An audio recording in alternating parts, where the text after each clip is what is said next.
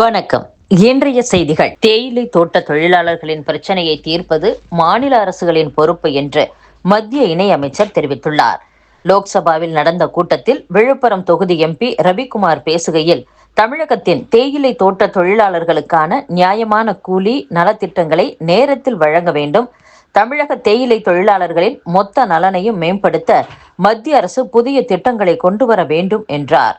இதற்கு தொழில் மற்றும் வேலைவாய்ப்புத்துறை இணையமைச்சர் பதிலளித்துள்ளதில், கடந்த 2019ஆம் ஆண்டின் கூலி தொகை சட்டத்தின்படி தேயிலை தோட்ட தொழிலாளர்களுக்கான குறைந்தபட்ச கூலியை நிர்ணயிப்பதும் திருத்துவதும் சம்பந்தப்பட்ட மாநில அரசுகளின் பொறுப்பாகும் என்றும் கூறினார்.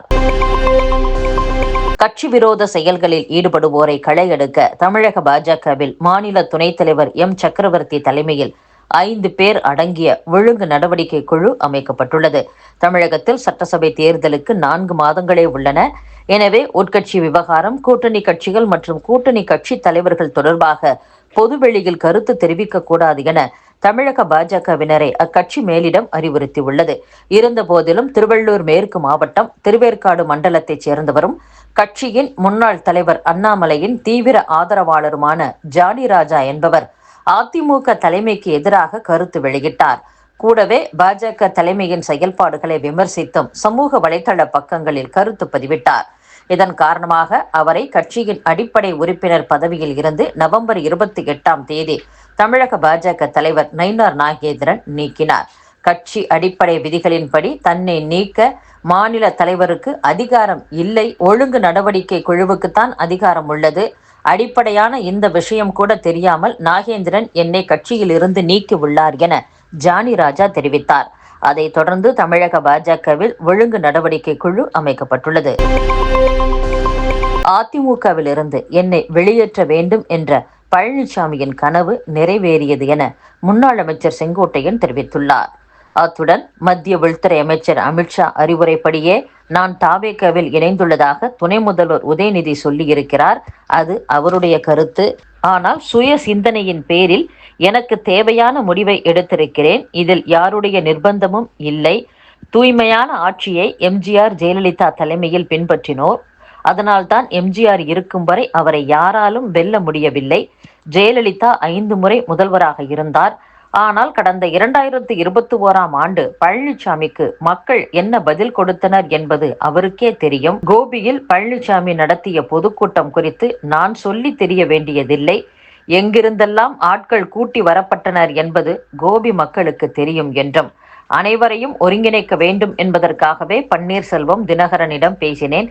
என்னை கட்சியிலிருந்து வெளியேற்ற வேண்டும் என்பது பழனிசாமியின் ஆசை. கச்சிதமாக அதை செய்துள்ளார் என்றும் செங்கோட்டையன் கூறியுள்ளார். சோனியா, ராகுல் ஆகியோரின் கரைபடிந்த கைகள் நீதிக்கு முன் கட்டப்படும் என்று தமிழக பாஜக தலைவர் நயினார் நாகேந்திரன் தெரிவித்துள்ளார். பிரதமர் மோடி ஆட்சியில் காங்கிரசார் செய்த அனைத்து ஊழல்களுக்கும் பதில் கூறியே ஆக வேண்டும். நேஷனல் ஹெரால்டு பத்திரிகை நிறுவன சொத்துக்களை அபகரித்ததாக அமலாக்கத்துறை அளித்த புகாரில் தாக்கல் செய்துள்ள குற்றப்பத்திரிகை துவக்கம்தான். நேஷனல் ஹெரால்டு வழக்கில் சோனியா மற்றும் ராகுலின் கரைபடிந்த கைகள் நீதிக்கு முன் கட்டப்படும், ஊழல் எனும் களை பிடுங்கி எறியப்படும் என்றும் நயினார் நாகேந்திரன் கூறியுள்ளார். ஈரோடு மாவட்டம் கோபியில் அதிமுக பொதுச் செயலாளர் பழனிசாமி பங்கேற்ற கூட்டத்திற்கு வந்த கொண்டையம்பாளையத்தைச் சேர்ந்த அதிமுக தொண்டரான கட்டட தொழிலாளி அர்ஜுனன் உயிரிழந்தார். அவரது உடல் பிரேத பரிசோதனைக்கு பின் அவரது தாயார் மாகாளியிடம் ஒப்படைக்கப்பட்டது. இந்நிலையில் அர்ஜுனன் உடலுக்கு எடப்பாடி பழனிசாமி அஞ்சலி செலுத்தினார். பின்னர் மாகாளிக்கு ஆறுதல் தெரிவித்து 10 லட்சம் ரூபாய்க்கான வரைவோலையை வழங்கினார். மேலும் தலைமை கழகம் வாயிலாக இன்னும் 10 லட்சம் ரூபாய் வழங்குவோம் என்றும் எடப்பாடி பழனிசாமி தெரிவித்தார். பேருந்து ஓட்டுநர்களின் பணி நேர கட்டுப்பாடுகளை அரசு போக்குவரத்து நிறுவனங்கள் தளர்த்த வேண்டும் என்று தமிழ் மாநில காங்கிரஸ் தலைவர் ஜி.கே. வாசன் வலியுறுத்தியுள்ளார். சிவகங்கை மாவட்டம் திருப்பத்தூர் அருகே அரசு பேருந்துகள் நேருக்கு நேர் மோதிய விபத்தில் 11 பேர் உயிரிழந்துள்ளனர். சமீப காலமாக பேருந்து விபத்துக்கள் அதிகரித்து வருவது கவலை அளிக்கிறது என்றும், அரசு பேருந்து ஓட்டுநர்களுக்கான பணி நேர கட்டுப்பாடுகளை அரசு போக்குவரத்து கழகங்கள் தளர்த்த வேண்டும். பாதிக்கப்பட்ட குடும்பத்தினருக்கான நிவாரணத்தை 10 லட்சம் ரூபாயாக உயர்த்த வேண்டும் என்றும் ஜி.கே. வாசன் கூறியுள்ளார். அத்துடன் வாசன் வெளியிட்டுள்ள மற்றொரு அறிக்கையில், டிட்வா புயல் தாக்கத்தால் பல்வேறு மாவட்டங்களில் பரவலாக கனமழை பெய்து விவசாய நிலங்கள் தண்ணீரில் மூழ்கி பெரும் சேதமடைந்துள்ளன. விவசாயிகளின் வாழ்வாதாரத்தை மீட்டெடுக்க பாதிக்கப்பட்ட பகுதிகளை உடனே ஆய்வு செய்து ஏக்கருக்கு 35,000 ரூபாய் இழப்பீடாக வழங்க வேண்டும் என்றும் ஜி.கே. வாசன் கூறியுள்ளார். தமிழக பாஜக தலைமை செய்தி தொடர்பாளர் நாராயணன் திருப்பதி அறிக்கை ஒன்றை வெளியிட்டுள்ளார். அதில் தமிழை வளர்க்க மத்திய அரசு என்ன செய்தது என துணை முதல்வர் உதயநிதி கேட்கிறார். ஆனால் முதுநிலை பட்டதாரி ஆசிரியர் தேர்வு எழுதிய 85,000 பேர் தமிழ்மொழி தேர்வில் தோல்வியடைந்திருப்பது திமுக ஆட்சியின் அலங்கோலத்தை காட்டுகிறது.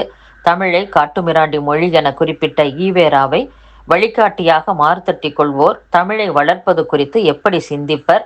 தமிழன் என்று சொல்வதை விட திராவிடன் என்று சொல்வதையே பெருமையாக கொள்ளும் திராவிட மாடல் அரசியல்வாதிகளின் தமிழ் துரோகம் வெளிச்சத்திற்கு வந்துள்ளது. ஆங்கிலத்தை புகுத்துவதன் வழியே அடுத்த தலைமுறையினர் தமிழே கற்க முடியாத சூழ்நிலையை உருவாக்கி தமிழை அழித்துவிட திமுக திட்டம் போட்டு பணியாற்றுகிறது என்றும் நாராயணன் திருப்பதி குறிப்பிட்டுள்ளார். தென் மாநில லாரி உரிமையாளர்கள் நலச்சங்க பொதுச் செயலாளர் சண்முகப்பா செய்தியாளர்களை சந்தித்தார். அப்போது லாரிகளுக்கான எஃப்சி கட்டணம் ஆண்டுக்கு 800 ரூபாயாக இருந்தது. இதை 33,000 ரூபாய் வரை உயர்த்தி மத்திய அரசு ஆணையிட்டுள்ளது. கட்டண உயர்வை அந்தந்த மாநில அரசுகள் அமல்படுத்துவதோ நிறுத்துவதோ அவர்கள் முடிவு. ஜார்க்கண்ட் அரசு கட்டண உயர்வை அமல்படுத்த மாட்டோம் என அறிவித்துவிட்டது. இதேபோல தமிழகம் உட்பட தென் மாநிலங்களில் இந்த கட்டண உயர்வை அமல்படுத்தக்கூடாது.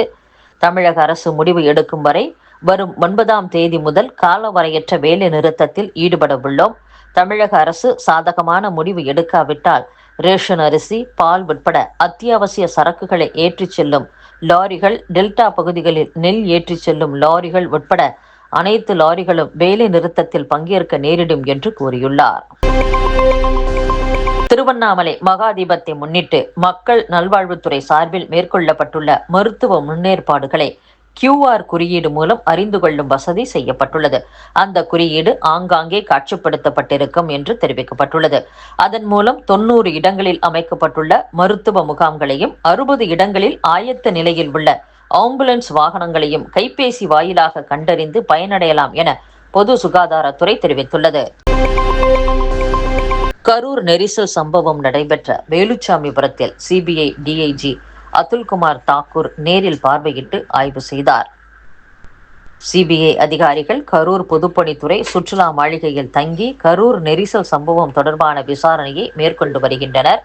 இந்நிலையில் சிபிஐ டிஐஜி அதுல்குமார் தாக்கூர் கரூர் வந்து சிபிஐ அதிகாரிகளுடன் ஆலோசனை நடத்தினார். பின்னர் சம்பவ இடமான வேலுச்சாமிபுரத்திற்கு சென்று ஆய்வு மேற்கொண்டார். அப்போது டிஐஜி அதுல்குமார் தாக்கூரிடம் விஜய் வாகனத்தின் சிசிடிவி கேமரா வீடியோ பதிவுகள் குறித்து ஐபிஎஸ் அதிகாரி பிரவீன்குமார் விளக்கமாக எடுத்துரைத்தார். மேலும் உயிரிழப்புகள் நிகழ்ந்த இடம், விஜய் பரப்புரை வாகனம் நின்ற இடம், கூட்ட நெரிசலின் போது பொதுமக்கள் சிதறி ஓடிய இடம் ஆகியவை குறித்தும் விளக்கி கூறினர். தமிழகத்தின் பல மாவட்டங்களில் பரவலாக மழை பெய்து வருவதால் சாலைகளில் தேங்கியிருக்கும் நீரிலிருந்து எலி காய்ச்சல் மற்றும் மிலியாய்டோசிஸ் தொற்றுகள் ஏற்பட அதிக வாய்ப்புள்ளதாக சுகாதாரத்துறையினர் எச்சரித்துள்ளனர். மழை நீரில் வெறும் கால்களில் நடக்க வேண்டாம் என்றும் அவர்கள் வலியுறுத்தியுள்ளனர். மழை எச்சரிக்கை காரணமாக சென்னை பல்கலைக்கழகம், அண்ணா பல்கலைக்கழகங்களில் இன்று நடைபெறவிருந்த தேர்வுகள் ஒத்திவைக்கப்பட்டுள்ளன. சென்னை பல்கலைக்கழகத்தில் பருவத் தேர்வுகள் நடைபெறுவதாக இருந்தது. அதேபோல அண்ணா பல்கலைக்கழகத்திலும் சில தேர்வுகளை நடத்த திட்டமிடப்பட்டிருந்தது. சென்னை மற்றும் அதை ஒட்டியுள்ள மாவட்டங்களுக்கு மழை முன்னெச்சரிக்கையாக விடுமுறை அளிக்கப்பட்டதை தொடர்ந்து அவ்விரு பல்கலைக்கழக தேர்வுகளும் ஒத்திவைக்கப்பட்டுள்ளன. தேர்வு நடைபெறும் தேதி பின்னர் வெளியிடப்படும் என்றும் தெரிவிக்கப்பட்டுள்ளது. நாம் தமிழர் கட்சி சார்பில் திருச்சியில் பிப்ரவரி 21ஆம் தேதி நடைபெறும் மக்களின் மாநாடு 2026இல் 234 பேரவை தொகுதிகளிலும் போட்டியிட உள்ள வேட்பாளர்கள் அறிமுகப்படுத்தப்பட உள்ளதாக அக்கட்சியின் தலைமை ஒருங்கிணைப்பாளர் சீமான் தெரிவித்துள்ளார். இதுகுறித்து அவர் வெளியிட்டுள்ள அறிக்கையில், நாம் தமிழர் கட்சி சார்பில் மக்களின் மாநாடு 2026 எனும் தலைப்பில் மாநில மாநாடு வரும் பிப்ரவரி 21ஆம் தேதி திருச்சியில் நடைபெறவுள்ளது. இதில் 2026 சட்டப்பேரவை தேர்தலில் போட்டியிடும் 234 தொகுதிகளுக்கான வேட்பாளர்களையும் ஒரே மேடையில் அறிமுகப்படுத்தும் நிகழ்வு நடைபெறும் என தெரிவித்துள்ளார். 2016, 2021 பேரவை தேர்தல்கள், 2019, 2024 மக்களவைத் தேர்தல்களில் தனித்து களமிறங்கிய நாம் தமிழர் கட்சி 2026 பேரவைத் தேர்தலிலும் 5வது முறையாக தனித்து போட்டியிடப் போவதாக அறிவித்துள்ளது. இத்துடன் செய்திகள் நிறைவடைகின்றன. மீண்டும் நாளை சந்திப்போம். வணக்கம்.